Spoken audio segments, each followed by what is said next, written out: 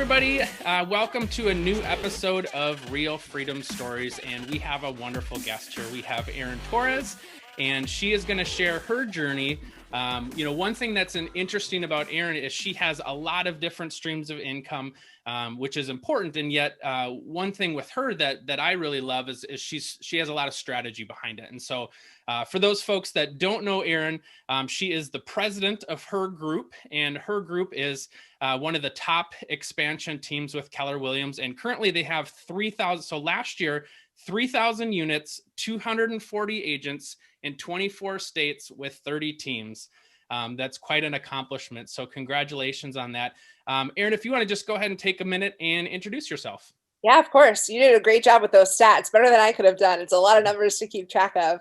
So I am, as you mentioned, the president of Herg Group. I have been with the company for about 4.5 years. I am truly an example that you can achieve anything that you want to achieve within 5 years. So I came into Adam Hergenrother's world, not from real estate. My background is marketing and lead generation. I worked in a whole host of different industries, from wellness and fitness to K-12 education technology, higher education. Education has always been a theme, which will, I'm sure, pop up in this conversation. But I came into Adam's world 4.5 years ago saying, listen, I'm tired of being with companies and feeling like I'm stagnant after 3 years. Like I have nowhere to go, nowhere to grow, nothing more to contribute. I don't want to live a life of mediocrity. I don't want to live a life where I'm stagnant. And he promised me at that point that his world would always be big enough to sustain my growth. So I came into his organization as a director of marketing and lead generation. Within a month, I was working on all of his companies. He has a coaching organization. We have our expansion team, which I am the president of now. He has a foundation, BlackRock Construction and Development. And then, he has a foundation too. So I started working on all those different avenues. And then as my tenure with the company has grown, I became chief operating officer for Herg Group. I really solidified my role pouring into the growth of that organization, which has grown from, I think when I joined, it was about 7 teams, and now we have 30, 16 million in GCI last year, about 650 million in volume. So it's a big business, and it's been really fun to see the development of it and how we can attract culturally minded people into our world who want to build big lives, but also really create big lives and big businesses for themselves. Yeah. And I think one thing that a lot of people probably want to know, if you want to share a little bit, is how did you and Adam connect? Because I know we talk a lot about, if you want to grow a big business, you have to have great people. And so, here's Adam, running his companies. And obviously he attracted you and you guys connected. So talk about that, because I know a lot of people always want to know, they're always looking for the silver bullet of like, how do I find great people on my team? And they just think it's the easy button. But how did that work for you and Adam to meet up and to get into the organization? Yeah, so it's actually really funny, and it speaks to some of my other income streams and also just the synergy of everything in my life. And I really look at my life and how everything has kind of connected, right? So at that point, I was working for a company about an hour south of where our office is now. I was very bored, so I was doing a ton of freelance consulting work on the marketing side. And I had been working for a fence company doing some consulting and marketing. And I sat down with him for lunch one day. I had been working with him for probably 5 years at this time. And he said, I want to tell you about my new coach, this guy, Adam Hergenrother. You must have heard his name. He has this guaranteed sold program. And I was like, I think I've heard his name. I think he's like one of the top real estate agents in the state of Vermont. So the next day I went to Craigslist, back when, Craigslist was still a thing for finding jobs. And I found a director of marketing job posting for Adam Hergenrother. And I said, these are stars aligning for me right now. This is something the universe is trying to tell me that, hey, I need to apply for this job. So I went ahead, submitted an application. I met with Hallie Warner, who's Adam's chief of staff. We had a very, great conversation, met with Adam right from the get-go. We had great synergy, went through the whole career visioning process with him. And then we kind of were courting for 4 or so months. I mean, at that point, I was a pretty big investment for an organization that was pretty small. And it's one of the best things that Adam ever did, I think. For me, it was just taking a chance on me, being new to real estate, being new to sales, and being expensive. I mean, I had proven myself in different industries, so he had to take that leap and really make that investment in me And that's one thing that we always strive to do, is viewing people as an investment, not an expense, because Mhm. it's an investment in the future of our company and an investment in the future of our lives as well, because we all shape the framework of one another's beings and one another's lives as well. Mhm. And I think another key is, people always talk about you're constantly looking for talent, because there is no silver bullet, because there's not one right way to find somebody. Yeah, you might win off of a Craigslist post one time, and yet you might not win every time off of a Craigslist post. And as your organization is growing, you're always going to be looking for pieces of who you need. And I think a great tip for people is to really plan out what your organization is going to look like in the future. So now it's essentially a puzzle that you're putting together, and you might not find people in the order that you wanted or exactly how you planned, but you might be able to make a fit and find those few benchmark people. And so to have an organization that's growing, if you're always looking for talent, it may be a different story, a serendipitous story, for the next person that comes along with Adam. But for you, it happened to be a Craigslist post. And so what a phenomenal way. And yet he also hasn't doubled down on Craigslist posts as being the only way that he finds top-notch talent, right? And we don't actually find a lot of talent on Craigslist through Right. Indeed. Most of it is networking. Most of it is people in our world who say, I'm listening to your podcast. I'm reading your blog every week. I've read your books. I'm Mhm. following up with what you're doing because I care about it and it's important to me. And as you said, it's so important to be building the bench. One of my favorite things is putting job ads out there for positions that you're not actually hiring right now, just so Hmm. you're actually meeting with people on a regular basis, interviewing people. You never know when you're going to find talent. And also, when you find talent, they're probably happily employed. So that's going to Yeah. take a period of time to actually show them what the opportunity is, develop that rapport and develop that relationship. It's kind of the same with a real estate client, right? I mean, it's nurturing them into a point where you find alignment between where their career is headed and what you need in your business. And then that's really when the perfect match comes to be. Yeah, and it's finding, it is like you've talked about finding the right fit. You've probably grown as a person during your time with Adam, but it's not like all of a sudden you just flipped on the switch after you started working with him. So you were a very talented person, just didn't have the right match of skills and abilities and future opportunities with what you were currently doing. And so it was a little bit of square peg round hole. And so it's finding the right person and the right fit can really be that rocket fuel, or like you guys talk about, the force multiplier in an organization, because it is like that match that takes off when you've got the right mix of people and opportunity. And you're certainly an example for that. So I think it was good to just chat about how you got where you're at, because I know people are always curious. They're always asking the question of like, how do we find these great people? So okay, so digging in then a little bit as we talk about building your income, working towards financial freedom and time freedom. Talk about your journey a little bit, leading up to becoming a part of Adam's world, and kind of where it's gone from there. Talk about those different streams of income and how you've built and grown those. Yeah. So I want to start. I graduated from college. I had plans to move to Maine. I live in Vermont. I was hired actually by the college that I was attending to work in college advancement. So I was the assistant director of stewardship. Essentially, I was ghostwriting for the president of the college. I was telling stories of students who were being impacted by donors at the college. Hmm. I was making, I think, like 30K out of college, first job, first apartment, first everything. And I was so bored that I started doing freelance design work. I taught myself a lot with marketing and graphic design. I also started bartending and serving at a high-end restaurant in town as, Hmm. again, something to fill my time. I was there about a year and a half when a voluntary separation package came along, and I said, you know what? I can be paid for 6 months. I can have health insurance for a year. This is the stability that I need to make a leap into something that's actually going to make me feel fulfilled.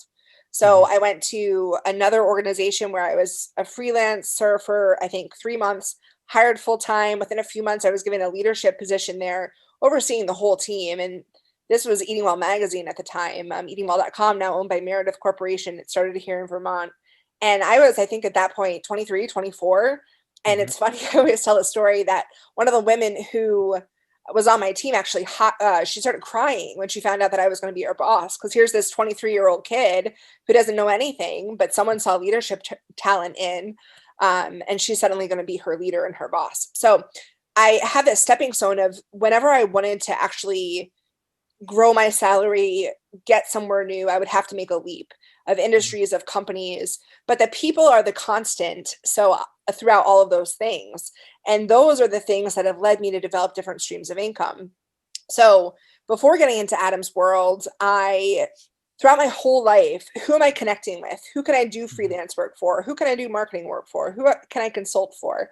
I manage 2 wedding bands right now in Vermont. A lot of that came from the networking that I do. Those are 2 streams of income that I've been doing for 5 years. And it's just something that's so systematized now that it might take 10 minutes a day, but it's relatively lucrative.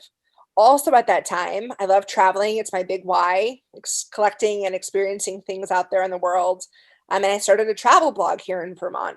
And that opened up a lot of doors for me. It opened up Instagram influencing, which I do a lot of right now. It opened up a book deal for me where I get royalties. I'm in the process of writing a new book right now. So that was all kind of before I came to the world of real estate. Now, within real estate, how I and I'm going to talk about how this all ties together, so bear with me, but I came into Adam's world. I have a salary position. I'm also a coach and trainer. So that's a 1099 income through his training organization. I am a realtor. I sell about 20 homes a year in Vermont. I have some equity in our company, so I'm a business owner. I also have profit share through Keller Williams. So there are, 5 income streams right there that all fit into a nice, tidy little box within real estate and within Adam's world. Now, the cool thing about how these different buckets of my streams come together is my presence as a local expert, as a travel blogger in Vermont, feeds my real estate business, where I would say 85 to 90% of my actual real estate clients come from Instagram. They're come list me. They're, oh, I see this house that I want to buy. Can you help me? Also, with weddings and working with the industry, a lot of couples who are getting married need to buy homes. So again, there's just so much synergy here, how they all feed together. I would say also the backbone of them all is the systems, the tools, the efficiency, because I wouldn't be able to have a diluted focus and still maintain my sanity and not work 100 hours a week. I've just been able to use systems and tools to really fine tune my work in those areas where I'm feeding these different sources, but they all work together and there's synergy between each and every one of them. Yeah, and you've really built essentially a platform that everything's grown off of, where, like you said, it's not like, hey, I'm a brand new agent now, I'm going to door knock and pound the phones. It's because you've built this presence with all these people that know, like, and trust you from the other areas that you've started those streams before you officially came to real estate. Now that's paying off in spades for you, because it is the come list me. And so it's not, hey, Erin, actually, thanks for your time. I'm interviewing 5 other agents and I'll let you know when I decide. It's, we followed you, we know you, because they've gotten to know you without physically knowing you. For a lot of people, it is the come list me. It's the easy stuff. So now you're able to leverage that into, okay, take the listing, have the closing, and it's you've leveraged all your work before to feed your real estate business. I love that. Yeah, definitely. And I always like to have the mindset of, you never know who someone you meet, how they're going to impact your life or create an opportunity for you. So Instagram for me has just opened so many different doors. And as you were saying, people get to know you, like you, trust you. Also, it's a platform for you to be your genuine, authentic self. So when people meet me in person for a real estate appointment, I'm probably wearing a fleece. I'm probably wearing shorts in the summer or flip-flops or whatever else. I am genuinely and authentically myself, because that's how I appear on social media. And that's the person people want to work with. So it's all about brand building. It's all about being yourself and embracing yourself, putting yourself out there and attracting people who want to work with you. Yeah. And that's the tough part for a lot of agents to see, because agents think transactionally. Because we talk about things transactionally, right? We're on the op side a lot of times, and we talk about, live contacts and appointments and closings. And so when we tend to treat people like numbers, it's easy for the agents to treat people like numbers. And when you spend time building relationships with people, you'll find that you're way more efficient than if you just cold call a bunch of people that you don't know, and try to drum up business that way. So it's harder to quantify, yet you still have to get out there, right? You have to talk with people. And so you can put goals around having conversations with people. But if you have more conversations with the people you already know, you're bound to see fruit from that than having a bunch of conversations with people you don't know to feed your real estate business. Of course. 100% correct. So let's talk a little bit about your opportunity here with Herg Group, because the company's grown a lot. And so for people that are building a real estate business, what can they learn from you and from Adam and the rest of the folks in the company about how they've grown? For some people, this may be way larger than they've ever imagined. And so there may be a solo agent or an agent with an admin. But what are the principles that they can put in place that you've learned from your time working with Herg Group? Yeah, I think a big component of it is having a big vision. And that big can be whatever big means for you, as you were just saying. Mm-hmm. Big vision is key, but then also being surrounded by the right people who can implement against that vision. It was interesting this morning. I was doing a life coaching session. It was gifted to me by one of our CEOs and someone I coach. And one of the exercises in it was calling people from your sphere who know you and asking some questions. Mm-hmm. And one of my team members said that I was the mast to our sales within the kind of the ship that is Herg Group. And it was so heartwarming to me because that's the role I like to play and really know that, hey, I'm making this massive impact through being that person who is really implementing, executing against the vision and reality. So bringing those two things together. So I think vision, of course, is key, being surrounded by the right people. I also think prioritizing culture first and foremost is key.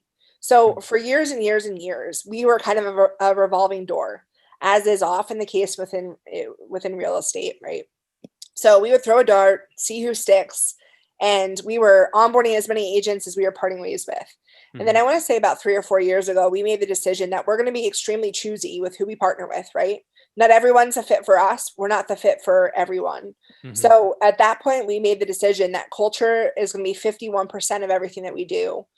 Productivity, yes, the financial piece, that's so important. That's 49%. Neck mm-hmm. and neck there. But when we prioritize culture first and we make it about people, it truly opens up so many different doors of opportunity for us. So I would say also for attracting the right people and getting those people into your world, you have to have the vision that enables a growth path. Mm-hmm. So I'm really proud of our leadership team. Everyone has been with us 4, 5, 6, 8 years. Mm-hmm. You don't see that kind of track record at companies anymore. Right. And I want to build the company as a leader that no one ever wants to leave. And right now we have a 96% retention rate that we've been holding steady for over a year, where we make sure we partner with the right people, that we're growing them as a person and mm-hmm. their business acumen as well. We're showing them, hey, this is where you can grow in the future. So you never have to leave our world. You can build whatever you want for yourself within this kind of overarching foundation that we're creating in this world that we're creating. So it's really a balance between vision casting, making sure that you have growth paths forward, doing the whole Disney exercise. Where do you want to be? Or doing the future self exercise, either one of those. Where do you want to be in 3 years? Where do you want to be in 5 years? Where do you want to be in 7 years, personally and for your business? One of the things that I love that we do every single day, we have these things called 5 questions that everyone in our organization sends to their leaders. The questions are, what successes did you have today? So a lot of people never stop to actually celebrate their successes. And we made a decision that we don't want people to wait a month for the next call or quarterly reviews or yearly reviews to celebrate those successes. Mm-hmm. So let's talk about them daily. Second, what are your struggles? How did you overcome your struggles? What's your mindset on a scale of 1 to 10? And then the last one is, what's your next growth opportunity? So every single day, everyone in our organization is thinking about, what is my next growth opportunity? Where do I want to go? Where do I want to grow? What is that next kind of step going to be for me where I'm having a greater impact and I'm really propelling the business forward? That's wonderful because, one of the things that I've been talking about with our team is, you have to think about, vision is like a magnet. It's pulling people where they want to go. And that's going to be the thing that drives people through the ups and the downs. If you've got your eyes on where you want to be in the future, you don't necessarily get distracted by what happens side by side every day because you've got your eyes straight ahead. And so I think that's the impactful thing for you. You know, you think about, like you said, you want to go somewhere where this is it for you. You know, like you don't have to feel like I'm going to peak out here, or, you know, I'm going to hit a plateau or a ceiling here, or I've got to wait 10 years till my next promotion. And so you want a place that's growing. And then you want people that push up on leadership because they want to be growing too. And together that pushes everything forward. And so I think that is a big part of the secret sauce of what makes you guys successful, is everybody's pushing up because they want more. And when they want more, it forces you to want more. You know, and ultimately it's because you have this big vision that's going to be a large enough umbrella to hold everybody. Yeah. And one of the things that I think also makes a difference in our organization is everyone, as they're raising that collective leadership lid, feels ownership. Whether they're actually a business partner and have equity, put that aside, everyone feels ownership over all of Adam's companies, which is really tremendous in that people are okay kind of wading through the messy, as I like to say. Because when you're building big businesses, it's messy. Every single day, you at some point are going to get to that point where you're just solving problems. You're just, you know, getting through challenges and struggles and, you know, things that make you pause and consider, why the heck am I doing this, right? Hard moments. But when you know that you're growing something and there's going to be more opportunity for you and you are a part of that growth, it just makes, again, wading through that messiness so rewarding. So let's dig in a little bit. So you had talked about the different buckets that you have. Yes. And so maybe, cause you've kind of alluded to, you know, like your band stuff, you know, takes 10 minutes a day. How do you plan out your time to hit those different buckets? And your intentionality to make sure that these buckets are growing over time, or maybe they are, maybe they aren't, depending on the bucket, but walk through, you know, you're at year end. Okay, now we're looking for 2021. What goals do I set for each of those buckets, and how do I allocate my time? Yeah. So time management and being disciplined about your time, we always talk about it, but it's a fundamental. You have to manage your time. So I always talk about GSDing, getting more stuff done daily. It's what I live and breathe. And Adam has said a lot of things to me over the years that really resonate with me. We all have 24 hours in a day.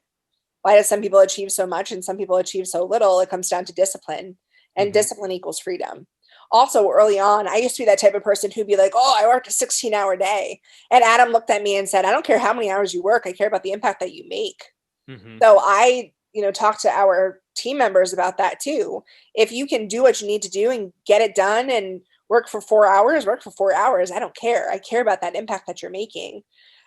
So for me, it's been very much, I need my calendar to be super specific. I put everything on my calendar, when I'm waking up, what my morning routine is. I have themes to my days. So, you know, Monday is more project based. Tuesday, Thursday are all coaching calls where I'm back to back to back to back, coaching people all day long. Fridays, I always kind of set aside for project based work. Any websites I have to build. I still do a lot of tactical, tangible things for the company too, which I think allows me to help bridge the gap sometimes between leadership and execution. And I always want to be a leader who executes.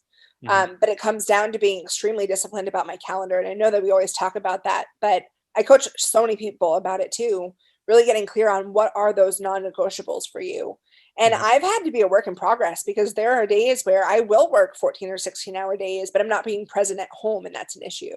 So now I have triggers in my calendar that say no meetings after 4:30, you know, 6 o'clock, you're off, check email at 8:15, whatever else. But for me, it's just saying, hey, if I have to respond to people for the band, 10 minutes in the morning, right before anyone's up, 10 minutes in the evening, whatever that looks like. And then in terms of goal setting, so I actually have a very simple spreadsheet that I put together every year. I outline my different streams of income, and then I put targets on it to say, okay, I want to make 100K here. I want to make 50K from this effort, 40K from this effort, 20K from this effort, whatever it might be. And then I literally have month by month by month by month totals, or not totals, but by month I track the totals, and then I track my space to actually hitting that goal. So what that delta is in terms of what I need to achieve. And I look at that every single morning. I look at my bank accounts every single morning. I look at my net worth tracker every morning. I step on the scale every morning now. That's something, again, that, Adam has brought visibility into, is you need to have the consistency around the data, whether or not the data is good, bad, sideways. I don't care.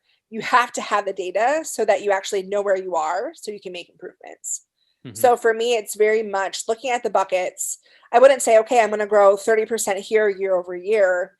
It's more, how has in the past year my business grown? So for instance, I've been licensed, I want to say 3.5 years. The first couple of years, I only did a handful of transactions. This past year, I figured out, all right, we have so many people wanting to move to Vermont. How can I leverage showing assistance? How can I get really clear on my process before we even step foot in a home? So I'm only showing people 1 or 2 homes. We're writing a competitive offer and we're getting it accepted. So my real estate transactions are so buttoned up from a place of, again, the system behind it, where they don't take me much time, right? Because it's so systematized. There's such a process that I can follow.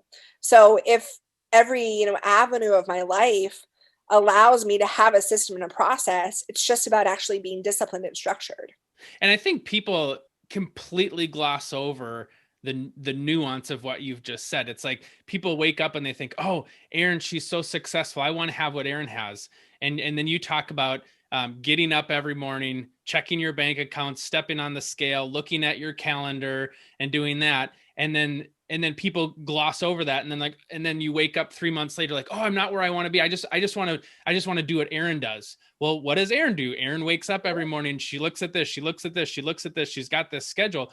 And there's freedom in that, because you don't have to, get out at, let's say 10 o'clock here and look at like, okay, what am I going to do now?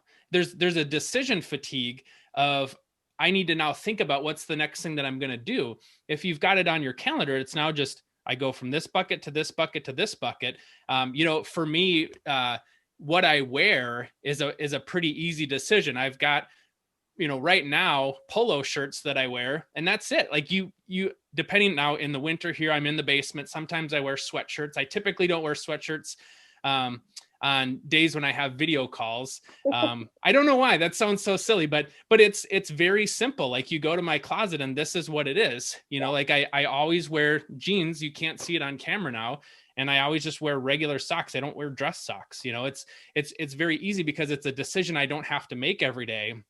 Of what color scheme am I going to go with today? What type of this, what type of that. And so it's the same thing with like a schedule. I'm also pretty boring in terms of what I eat. It's pretty much the same thing. Now that I have a shake that I have for lunch, it's the same thing. I don't have to think about what am I going to have for lunch today. It's the same thing. And so there's a freedom in the not having to make decisions around everything that really is good for at the end, but people see it. They don't see the good that can come from it, if that makes sense. No, it definitely does. And as you said, it's about simplification, where since I don't have to make decisions of what's next, being thinking all day long, when I'm actually having conversations or working on a project, I can be present in that conversation or present in that project.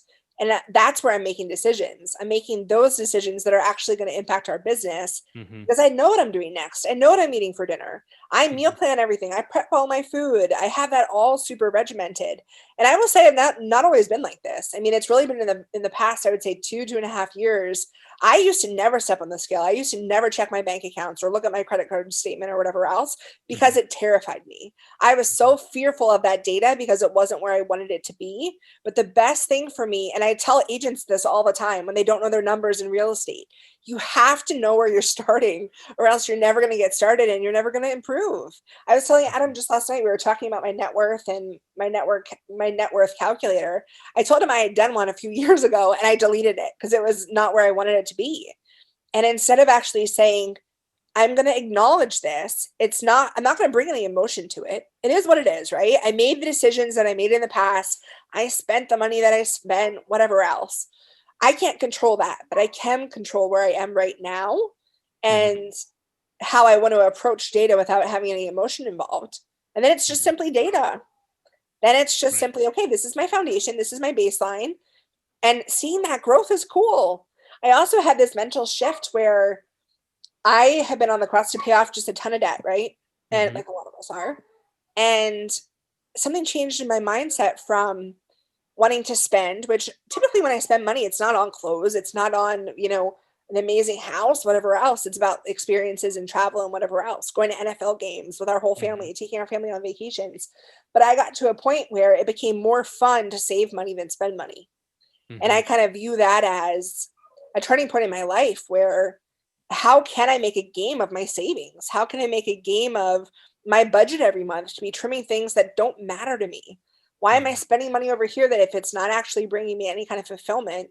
And how can I redirect that in a way where it is going to set me up for investments, for actually making an impact from that money? So it was a huge mindset shift for me to say, instead of the joy spending can bring, the joy saving can bring, and how that really Mm-hmm. can transform your life and bring more discipline just to every asset of your life and every avenue of your life, I would say.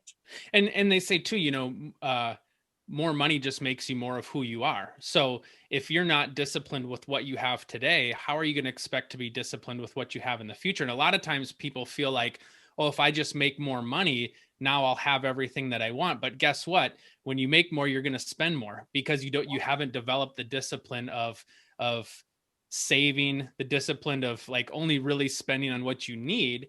And then guess what? You can put away the money into the fun accounts to go have the fun stuff and do the fun travel. Yeah. But if you don't get disciplined on your finances, when you make more money, you're just going to be less disciplined and have more coming in and more going out. There's Yeah. not going to be more hitting the bottom line. And so, they talk about how, wealthy people, I'm reading Secrets of the Millionaire Mind, and they talk about how, wealthy people talk in terms of net worth. It's not about income, because if you're not putting stuff to the bottom line, you're not actually growing your net worth for the future.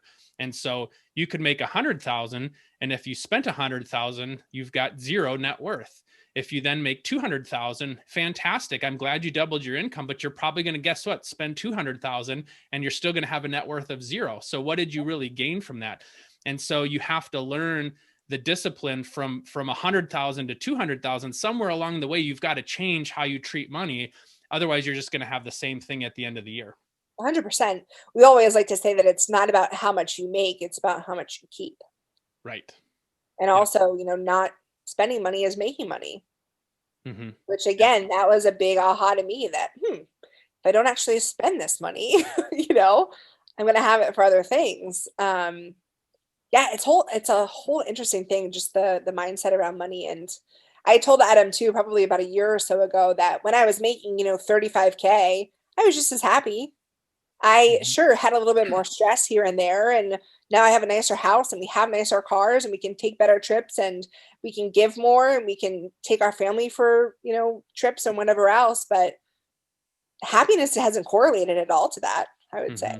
which Yeah. is a good realization and a good thing to reflect on and I think journal on as well. Well, and I think one interesting thing along those lines for me personally, I took time transitioning from my job that I was in to starting the real estate team, and there's a bit of a runway that needed to happen. Well, all the money that I lived off of that I had saved up was when I worked for a nonprofit when I was 22 to 32 years old, because when I worked with my previous company, I now had 3 kids. And so it was a lot harder to save money. So I was a diligent saver early on in my life. And so the money that I had lived off of here during this transition was all the money that I made when I was making 30,000 a year that I was diligent with. And now it's grown over the last 15 years. It wasn't the money that I saved when I, made more money last year. It was because I was diligent in my early years and I had those good habits is what brought me through. And so, it's crazy to me to think that the vast majority of my saving really has come from those first 10 years being really diligent. And now I haven't, I do have, where I transfer money into separate bank accounts, out of sight, out of mind, things like that are happening. But in some ways I don't even think about it because I've just been doing that for 20 years. It's just a habit that I now have of money comes in, money goes out, and I don't get to feel it in my bank account. I should say in my checking account. I have it in a separate savings account. But it's those types of habits that, as your income grows, that's how your net worth can grow Yeah. large over I time mean, too. money is just a number. Money is Hmm. just a tool. It's just a thing. And I think a lot of us just from our childhoods or whatever else have this deep-seated notion about money. And I think it's just so important to get past that, to realize, hey, it is a tool. It is just a number. I mean, like I look at myself not looking at my bank accounts for years because I was like, oh, I don't want to see how much money I have or how much I don't have. I mean, Hmm. there's something wrong there if I'm actually Right. doing that. But At some point, you're going to have to know what you have oh, of so that you course, know if face it's going it, to grow. right? Face it Right. and grow from it. But there are so many agents, who I've spoken with and who I coach who will make $250,000, $300,000, great incomes, great lives for themselves. But at the end of the day, they still don't feel like they're making progress because they're not saving, because they're not actually investing it in things that are going to grow them, grow their families, grow Hmm. their wealth. So I think it's really just important to also be strategic about the spending and really sticking to a budget. We always say in our organization that we're not about shiny objects. We're about back to basics. We're about keeping things simple. Everything Hmm. that we've talked about, it's simple. It's Hmm. just a matter of staying on task. It's a matter of actually doing it, getting beyond the fear or whatever what's holding you back, and taking action. So as you talk about, thinking about freedom here in the future, time freedom and financial freedom, you talked about traveling, you talked about, going to Dallas Cowboys games and stuff Yeah. like that on the road. What is this life that you're building going to fuel for you here in the next 10, 15 years, in terms of time and financial freedom? Yeah, so even right now, I have time where I don't work on the weekends. Friday afternoons, typically, if I don't have some project to do, I'll check out. I'll go to the lake in the summer or whatever I need to do just to have some me time and some Hmm. thinking time. So, time is not something that I necessarily need more of because I have great people around me. Hmm. So, on my honeymoon, I took 2 year or 2 years, 2 weeks 2 years. off, That's and I great. went to Greece, and I 100% disconnected. Sure, I Hmm. checked my email, I think 2 or 3 times, but I have great people around me who, that's the whole thing. You need to replace yourself to a point where you can disconnect and know that the people around you are better than you are, so you don't have to worry. I think Hmm. that's a big component of it. I mean, in the future, we're launching a mortgage company here in Q1. We're looking at title, we're looking at insurance, we're looking at property management. We're on the quest to do 6,000 units this year, really doubling what we did in 2020. All of those things allow us to invest in more people. They Hmm. allow us to diversify our income streams. For me and a lot of my side hustles, I've been thinking, okay, can I create an opportunity for my sister to maybe take over something? Can I create the opportunity for someone else in my world in real estate who might have more time or really be at that growing point to take that over? And for me, it's all about opportunity creation. It's about really getting to a point where our business growth and my personal growth financially is allowing me to create opportunities for other people. Hmm. And those opportunities might be taking my whole husband's family to a Cowboys game, which we do every year. I have a goal of renting out, a box there and inviting tons and tons of people and just having a great experience all together. I mean, I have tangible goals like that. I want to Hmm. be able to take 2 weeks off and go abroad every year. I want to take, a trip quarterly for a long weekend or so. Hmm. But again, it's about surrounding yourself with the right people who are going to show up and who are better than you to give you that freedom. Hmm. Yeah, they say, if you're doing all that you can do and it's not enough, you're missing a person. Yes. And going back to, where we started today is you talked about how, Adam had to make a leap to hire you. And so now you think, you look back, would Adam say that he's happy that he did that? Well, of course, because now he's got a new president of his company, right? And Yes. so, there is a little bit of a risk that has to happen. There's a leap that has to happen. And that's a reason why my Real Freedom logo, I've got a guy leaping off of, a roof of a house because it involves taking a leap, and the word freedom is on the right hand side. He's leaping towards freedom because you have to let go if you're going to jump from one rock to another. There's a point you have to let go before you make the jump. And so, in Adam's case, he had to make the jump. And I think he's happy that he did that. Right. Yeah. And I mean, I took a salary cut to come here, but Hmm. again, it's one of those things where my wealth has grown tremendously. Sure, I Hmm. took a little step backwards, but I did take that leap forward in many, many different ways. So I Hmm. think it's funny too, just thinking back about Adam and when that all happened. He point blankly asked me how I was going to pay for myself. And I was like, huh? No one's ever asked me You're that. paying for me. I'm not paying for myself. I was like, what? How am I going to pay for myself? And then I sat down and when he talked career visioning for like the next 2 years, he would talk about this. I put together like a 24-page deck about how I was going to bring income to the company. And that's kind of the thing that sealed the deal, that like, hey, this is an investment, because she already knows how she's going to make an impact. So for me now, my impact is truly, how can I grow wealth of the 260 people who are in our organization? How can I create new opportunities for them? How can I pave the path forward that's also been given to me, so other people can live their life by design? Other people can have different income streams and really feel like they're on that path where they never have to leave our world, because there's always somewhere to go. And I'm guessing starting a mortgage company wasn't in that 24-page document. No, that's not something. When Adam approached me and was like, hey, can you figure out how to start a mortgage company? I was like, oh boy, here we go. And I think a lot of it too just comes down to confidence, right? I don't know how to start a mortgage company, but you talk to enough people, you have enough confidence in yourself that we can figure anything out collectively. We always like to say that together we achieve more. When you surround yourself with amazing, smart people who are motivated and want to make an impact, you really can achieve anything and transform a whole heck of a lot of lives in the process. Yeah, sometimes I use the analogy of it's like a Rubik's Cube, right? Most people don't know how to solve a Rubik's Cube. That doesn't mean it's not unsolvable, because there's people that can solve it in 20 seconds. You know, it's a series of twists and turns and puzzles. And once you know that pattern, you can do it. And so, you know, starting a mortgage company, it's essentially, there's other people that have started a mortgage company before, so they've solved the Rubik's Cube. You just got to go find out what the code is to go solve that Rubik's Cube. And once you talk to the right people, you figure out the process, now you can execute it. So it's not unsolvable. You know, it's just finding the right people, surrounding yourself with the right talent, putting together the right opportunity. But there are profitable mortgage companies out there. That's been proven. You just got to go figure out how to do it for you. Yeah. And we always like to say that we're master modelers, right? We look at other models. Why are you going to create something when you can, replicate something and make subtle tweaks and optimizations and, move forward in a way that's going to prove successful and take less time, for us. And that's why people partner with us in expansion. It's about acceleration. It's about plugging into a platform that works so that you don't have to build it. And that's the same thing what we look at. We look at other people who have done it before. What can we learn from them? And, the educational piece of it's truly fundamental as well. Yeah, great.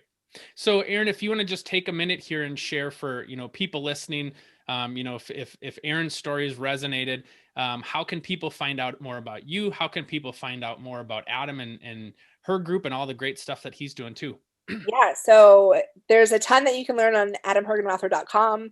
You can reach me at Erin, ERIN, at herggroup.com. You can find me on Instagram at Travel Like a Local VT. You can just search Travel Like a Local VT as my website. You can Google Erin Torres or Erin McCormick, which is my maiden name, and I will come up. You'll be able to find me pretty easily. But yeah, there are so many different avenues. If you're interested in any of the income sources I have, or just getting into any industry and breaking through, happy to have conversations or help however I can. Wonderful. Well, thanks for your time today. We appreciate having you on. Of course. Thank you.